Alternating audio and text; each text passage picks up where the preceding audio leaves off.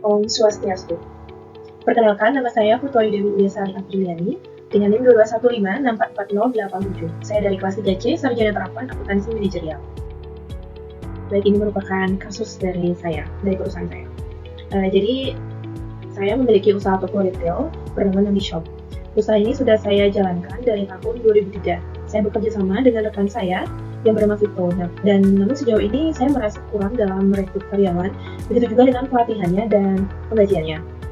Maka dari itu, saya dan Vito akan membuat sistem ERP MSDM dan juga akan menambahkan sistem bayar MSDM agar proses perekrutan karyawan itu berjalan dengan efektif dan juga efisien. Baik, ini merupakan sistem ERP MSDM yang saya buat dengan Vito. Jadi, semua mulanya dari divisi penggajian. Di sini juga ada database terintegrasi SDM, penggajian, kartu waktu, tiket waktu kerja, dan buku besar umum. Oke, jadi dari divisi penggajian itu akan melakukan input mengenai rekonsiliasi yang didapat dari data waktu dan kehadiran. Begitu juga dengan divisi stasiun kerja pabrik, itu melakukan input mengenai tiket waktu kerja. Kemudian dari divisi berbagai departemen, itu akan melakukan input mengenai kartu waktu. Dan semua sistem ini akan terhubung dengan database terintegrasi. Selanjutnya, divisi penggajian ini akan melakukan input mengenai persiapan dari penggajian. Jadi ini didapat dari program persiapan penggajian yang nantinya akan terintegrasi dengan database terintegrasi SDM. Baik, selanjutnya dari divisi sumber daya manusia, dia akan melakukan input melalui mempekerjakan, mencatat, dan juga promosi ini terdapat di sumber daya manusia.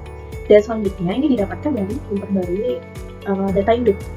Kemudian divisi penggajian itu akan melakukan input mengenai tarif pajak baru dan juga potongan. Dan ini juga akan memperbarui data ini. Oke, selanjutnya untuk divisi utang, ini akan melakukan input mengenai untuk menyetujui penggajian.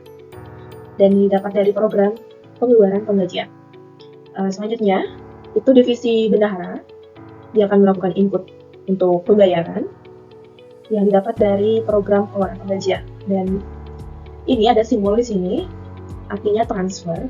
Jadi untuk sistem-sistem elektronik itu bisa ditransfer ke bank. Jadi ini bank. Dan selanjutnya, program pengeluaran penggajian ini akan menghasilkan dokumen berupa cek. Jadi dokumen berupa cek ini di sini ada proses manual berupa penandatanganan cek. Setelah cek tersebut ditandatangani, maka akan dikirimkan ke pegawai, ke pemerintah, dan juga perusahaan asuransi. Oke, jadi dari semua sistem ERP ini akan menghasilkan inquiry atau laporan. Jadi outputnya itu bisa berupa daftar penggajian dan potongan, berupa berbagai laporan pemerintahan, dan juga biaya penggajian. Jadi nanti output ini atau laporan ini itu akan berguna bagi berbagai departemen dan para manajer. Oke, mungkin ini saja ya, sekian dari sistem ERP MSDM. Kita lanjut ke sistem REA-nya. Oke, dan ini adalah gambaran diagram REA dari siklus MSDM. Kita bisa lihat di sini ya, sebenarnya REA itu adalah kepanjangan dari research, events, dan juga agents. Artinya, di setiap usaha atau perusahaan itu pasti ada satu research atau sumber daya, kemudian ada events atau kejadiannya, dan juga ada agen-agen atau pelaku-pelakunya. Oke, jadi dari siklus MSDM ini kita bisa lihat di sini ada events, yaitu merekrut pelamar, mewawancara pelamar, dan juga memperkerjakan pelamar. Misalkan ini ada hubungannya ya, berarti garis-garis ini tuh sebenarnya ada hubungannya. Kalau kayak gini one to one artinya, kalau ini zero to many. Saya jelasin mulai dari pelatihan. Dari pelatihan itu akan terhubung dengan resource atau sumber daya keterampilan, yang mana nanti pelatihan ini akan terhubung dengan dua agen. Ya, setidaknya terhubung dengan dua agen, yaitu penyedia dan juga pegawai. Oke, selanjutnya yaitu kejadian yang kedua, merekrut pelamar. Istilah pelatihan pasti merekrut pelamar dong. Jadi merekrut pelamar ini itu juga akan terhubung setidaknya satu ke banyak ya. Ini artinya simbolnya satu ke banyak, jadi ada hubungan kardinal persis ya.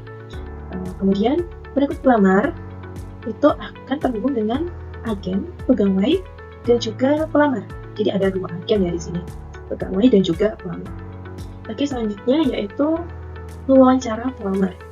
Di berikut pelamar itu juga akan terhubung ya, jadi setidaknya satu kejadian itu akan terhubung dengan kejadian lainnya. Contohnya ini, jadi di berikut pelamar juga akan terhubung atau selanjutnya itu bisa dikatakan mewawancarai pelamar. Ini juga mewawancarai pelamar juga terhubung dengan research keterampilan. Oke, selanjutnya adalah di tahap memperkerjakan pelamar.